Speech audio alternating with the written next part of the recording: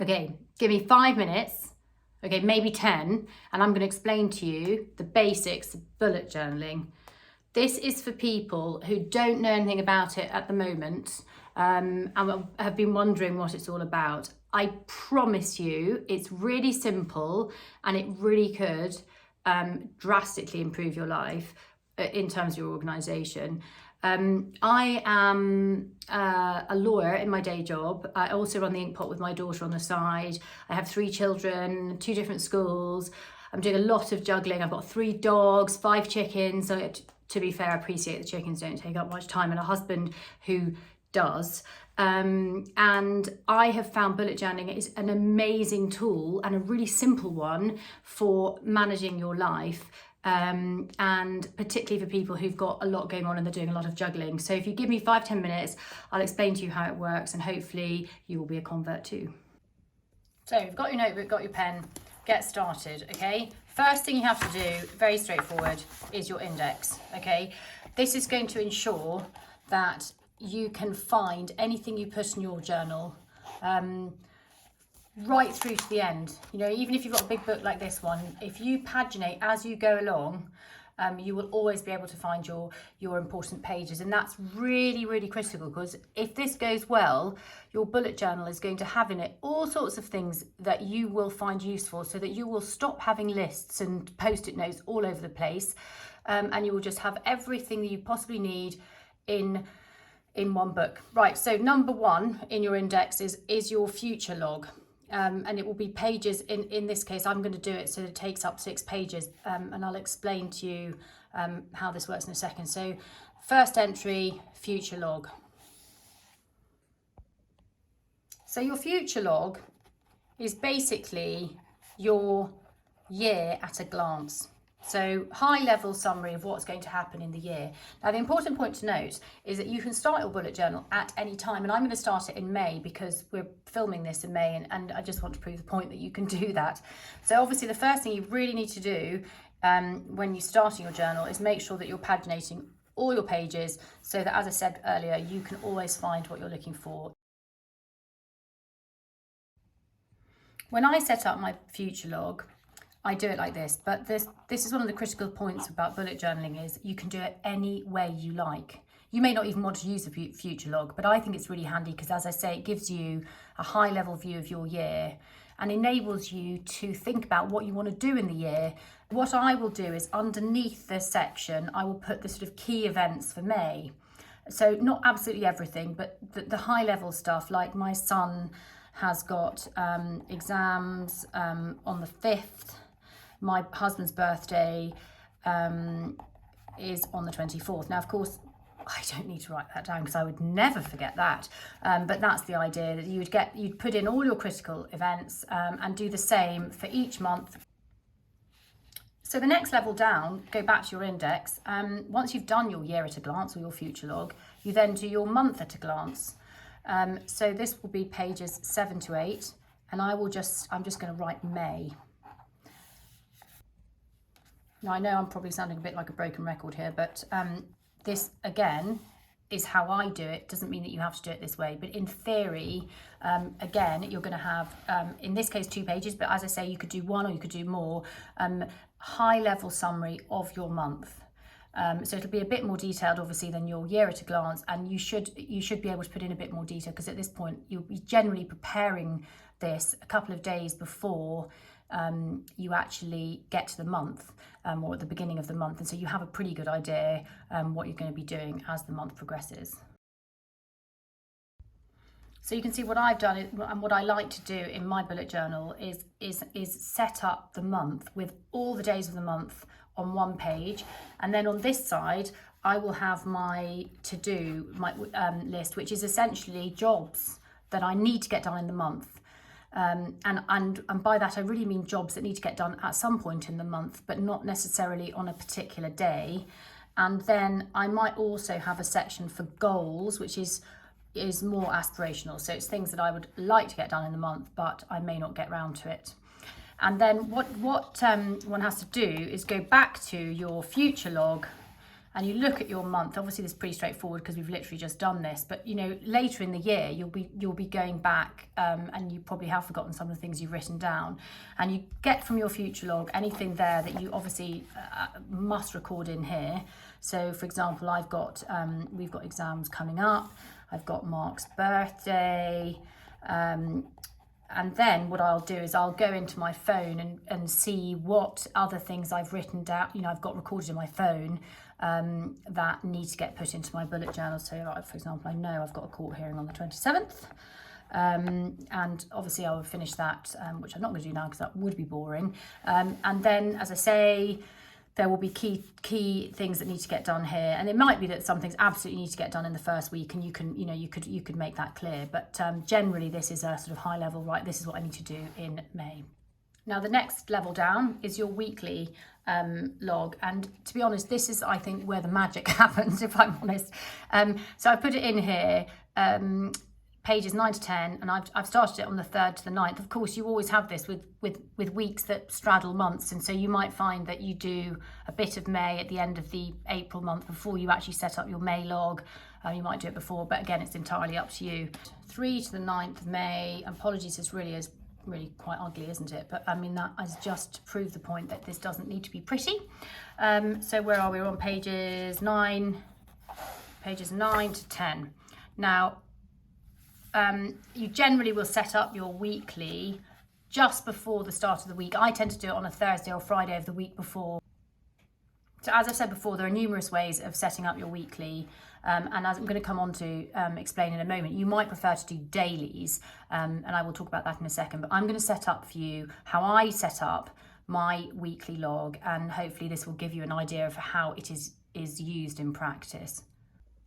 So you see here, what I've done is I have created a spread which has Monday, Tuesday, Wednesday, Thursday, Friday, weekend, and then under here I have home and work. And what I do is I have any tasks or appointments that have to take place on these particular days, I will write them in specifically. So for example, I know that I have a call at 2 p.m. with Andy and Penny tomorrow. And I will put that in here. I also know that I have to file a costs budget tomorrow. So again, I will put that in because it absolutely has to be done tomorrow. And then there are other jobs which just have to get done at a particular time. So at some point during the week, and I will write them in here. And I can honestly say this system has totally transformed the way I organise my life, because what I used to do was write a to-do list every single day, and for anyone else that does something similar, you'll appreciate that what that usually means is that you are writing the same list over and over again, because every day you don't get everything done, so the next day you write it again, and there were some days where things would fall off the list, and then a week later I'd realise I hadn't done them and I'd been in a bit of a mess. And I find that this is much more, it's much kinder on you, because you only write it once and you generally get things done and get them ticked off, and it's just really satisfying and just takes up much less time. Now, one thing I would say, as I alluded to earlier, is you will find that you may be looking at this and thinking, oh, there's absolutely no way that I could get my day into that little box and all my jobs for the week here. In which case you may prefer either every day or just on the really busy days where you've got a lot of different things going on to actually do a daily. And I do this sometimes. Now, I think some people probably do it all the time, but I find that this weekly thing works really well for me most of the time. But every so often, I have a day with loads of appointments and loads of little things to do. And I find it a bit overwhelming to use this system, because it's not really working for me. So what I will then do is I will, obviously, let's paginate.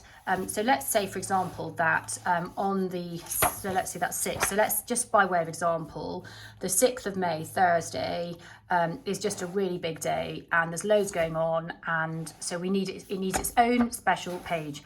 And what I might do, because I find this really works quite well, is I will just put a line through the middle, normally with a ruler, but I didn't have one right now.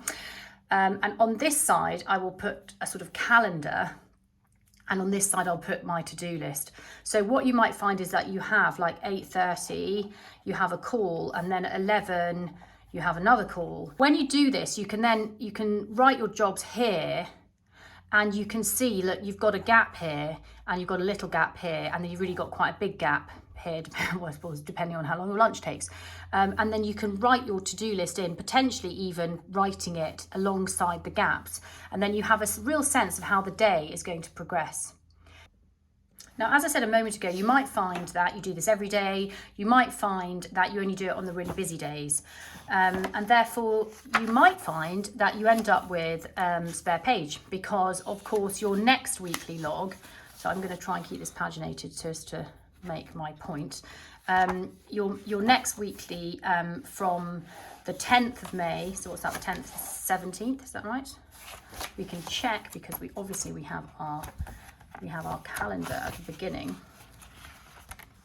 So we can see it's the 10th to the 16th. So 10th to the 16th of May, and that will be your next weekly log that you'll do in due course. Now, I wouldn't actually typically start setting that up until I was near the end of this week, because you never quite know if there's going to be any other pages you want to do in the interim, but you can do it because you can frankly add pages in wherever you like. And indeed, if you do your weekly log, your next weekly log here for the 10th to the 16th, and you've got your 6th of May daily log here, you then do have a spare page. And don't be freaked out by this, because this is a great opportunity. I find that with these little spare pages, I might start up something else. So for example, I might do a passwords page at some point in my bullet journal, because truthfully, I'm all at sea on my passwords. I've got absolutely millions, and I can never remember any of them because they've all got a bit complicated. So at some point in my bullet journal, don't tell anyone, I will have a passwords page. And it will be at some random point like this probably, because I would have started, wouldn't be the first thing that I would create. I'm not saying you might not need a passwords page, but you could put something else in there, like a present list or shopping list for for presents that you need to buy. I think I've got presents on the brain that you might want to buy other things. You could do a food shopping list, of course, for the week, or anything. And we'll come on to some of the other things in due course.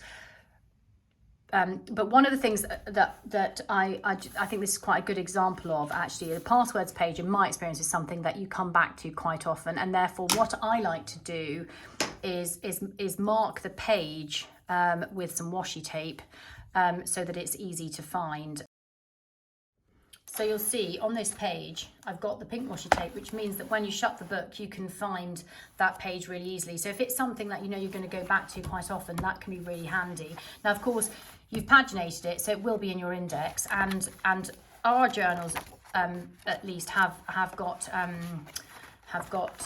bookmarks, which I would really recommend for any book that you are going to use for your bullet journal. But I find that this does really help, and I do use that for a couple of pages in my bullet journal that I look at frequently, because it definitely does save you time. So honestly, that is it. That's the absolute basics. These are the 4 pages really that you need.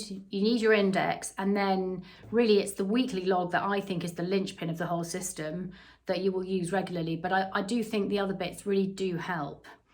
Now, you can start with that and then add in anything that you think would be useful. So anything you would normally have put on a post-it note and stuck somewhere, or a list, or if you'd set up another notebook for some other project, it can all go in there. You can have pages for projects, or various pages for projects. You can have pages for shopping lists, meal planners, books you want to read, as I said before, presents. I've got presents on the brain, present lists.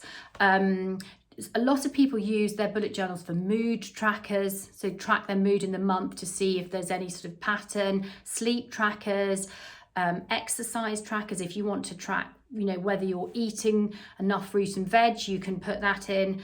It's entirely up to you. I mean, some of these ideas you're probably listening to and thinking, I would not find that useful at all. And the great thing is you don't need to use them. Just use the things that you would find useful, and everything else you can ignore. It's a really, really brilliant system because it is completely yours.